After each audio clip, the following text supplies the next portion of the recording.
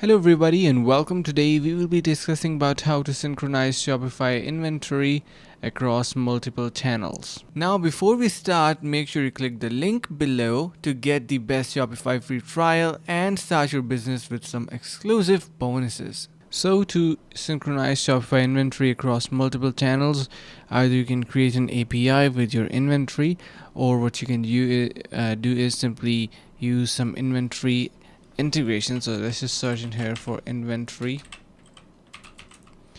management or stuff like that. So you're gonna head over to your Shopify app store. You will be able to see that we have various inventory management integration that are going to be helping you to synchronize your inventory across multiple channels. So I hope this is going to be helping you guys out, and if it does, you can consider subscribing.